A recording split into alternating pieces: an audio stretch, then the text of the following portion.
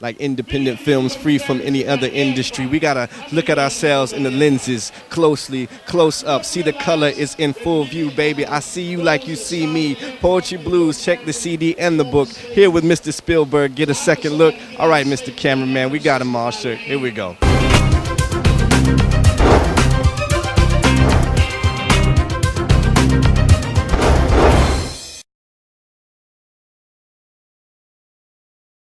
What's going on, good people? It's your man Spike Spillberg. We're out here at the Charlotte Black Expo with another celebrity indeed. This young lady makes it happen, gets me inspired during the day on the radio. This is the only time I listen to the radio is when she on the air. But this is Miss Melanie from 100.9.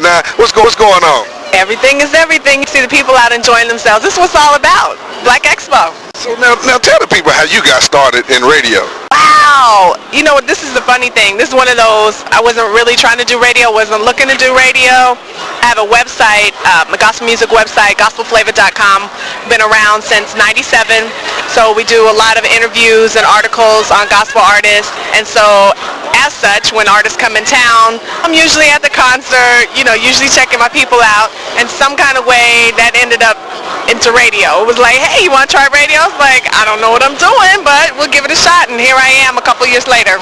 So you came in with no experience and they trained you? I said, you're going to have to teach me what to do. And they said, we'll show you with Alvin. Alvin, thanks Alvin. Hey. Oh, that's what's up. So now what advice would you have for people who are aspiring to do what you do? Well, the first thing is aspire to do what you do. Aspire to do what you do and what your heart really purposes to do, desires to do, because it was out of that everything else that I do kind of came. I love gospel music, and so I began to report and do stories on gospel music, and then from that developed a small record label. It turned into radio, and the sky's the limit, and it really came from doing what I believe I'm called and purposed to do. Okay, oh man, that is awesome right there. So, and you have definitely been called, because I call you all the time trying to win them tickets, you know what I mean? But we got to get it in right here. Yes indeed. So now, being on the radio, is there a lot of pressure? Is there, at a gospel station, I mean, is there, do you still come to, temptations and all that kind of stuff? Well, I think we all come to temptations regardless of what we do for a living. I think that what I do is a little bit more public than maybe what some other people do, but it's the same temptation, and that's why, again, I would say really be you and deal with who you are and be honest about who you are, because whatever it is you're struggling with, God already knows about it anyway, and so factor in your accountability to people, factor in the truth. You got to answer the truth. If the truth is you want to do something but you're not supposed to be doing, you got to deal with that and not run from it. And I would have to do that if I worked at a bank, if I was preaching, or if I'm on the air. Right. This is your man Spike Spillberg. Look who we have found at the expo. This is Charlotte's surrounding areas, international East Coast DJ extraordinaire himself, Mr. Stacy Blackman. What's going on, brother? I'm all of that in a bag of chips. What it do, Spike? What it do, man? Hey, I'm chilling, man. I really appreciate everything that you're doing, man. Your mixes in the afternoons, man, at night, man, they definitely keep me flowing, man. How did you become to work in radio, man? Actually, I just got kind of thrown into it, man. Somebody didn't show up for a shift. They said, Stacy, we need somebody to do this shift. Bam, there it was, man. So wow. Just kind of stumbled my way through it, man. I'm still learning, but, it is what it is. Okay. So now, do you feel that you have to have experience in order to work in radio? Radio has changed, man. It's really about just being yourself. I don't think the industry is looking for people to really talk correct English or be so professional on it anymore. It's just about being yourself and connecting with the people, man. I don't talk correct English all the time. I just get up there and do my thing, man. So I can speak fluent Ebonics and get up on the radio? No doubt. They already doing that without saying any names. I love it, man. I love it. So what advice would you have for somebody who is looking to aspire to do what you do, man? As far as the DJing thing, man, it's so much technology out here right now. If you know how to work a computer, that's half the battle right there. All the music is on MP3s. You don't have to go to the record stores anymore. Just if you know a lot about computers, you can pretty much get in the DJing game pretty easy. So I encourage anybody that's got computer savvy to if they want to get into the DJ game, get your computer skills up and just make it do what it do. Okay, well LL Cool J got his DJ, Nas got his DJ. and who Run DMC, all these people, they got their DJ. Can you be Spike Spillberg's DJ? Oh, no doubt, man. We're gonna do gospel, hip hop, rock, country, bluegrass. That what do you call that? That clogging. We doing all that, son. We going wide. Okay, well that's what it do. Hey, this is Boris Kojo. Keep watching Spike Spillberg Presents. We're out here live. See, you already know when we come through, we sneak up on people, you know what I'm saying? And look who we done rolled up on right here, right now. This is my man, DJ Rham, program assistant, programming, radio personality. This man do it all. What's going on, bro? I do it all, bro. I do janitorial work. I sing to the children. I do it all, bro. What's going on? We are the world. Yes. We are the children. It is all good. We out here at the Black Expo, man. So, tell us a little bit, man, about how you got started in radio, man. Wow. I remember the first time in radio, and it wasn't that long ago. Believe it or not, I've only been in this business for about 10 years. My first memory that really made an impact on me, and it made me say, hey, this is what I want to do, is when Aaliyah had just passed away.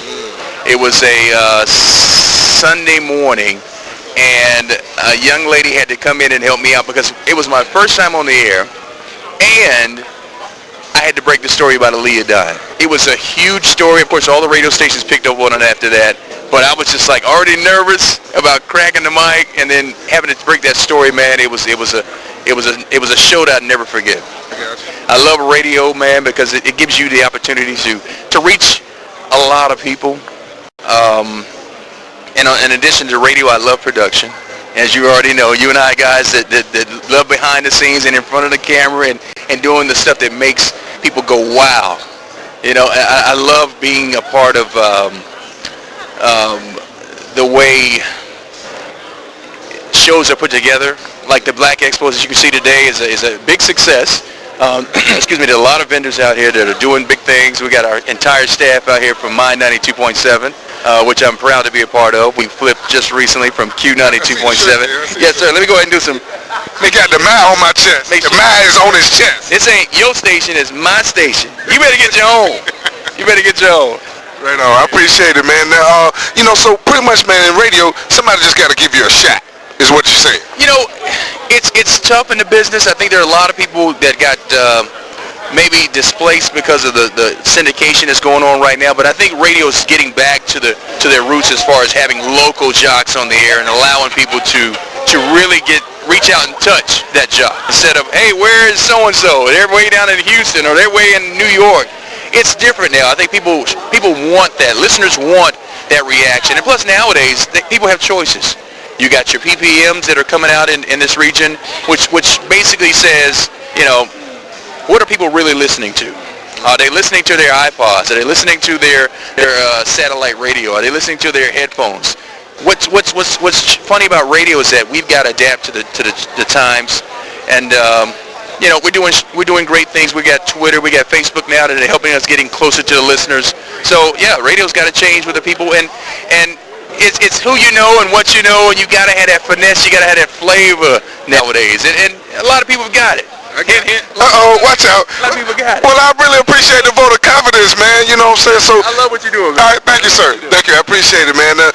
So what inspiration do you have for those who may want to get into this industry, man?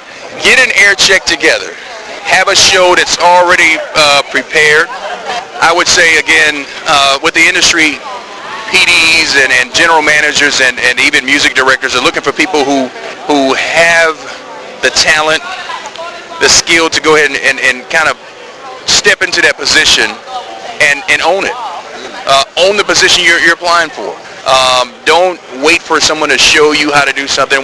Don't wait for someone to assume that you know how to do it. Step into those shoes. That's the best advice I can give to anybody, just to say, I'm going to own this position. If it's middays, if it's mornings, if it's evenings, own that position. Have your show already set up like you're already doing it. That's best advice. Cool. Hey, well, you heard it right here, ladies and gentlemen. So if you want to get into the radio industry, that's what you're going to need to do. Hey, holler at the man, take the advice. We're going to tell you a little bit more about the ad check and what that's all about here a little bit later. So, yes, indeed. So make sure you keep watching Spike Spillberg Presents. We're not going anywhere, baby. Peace out.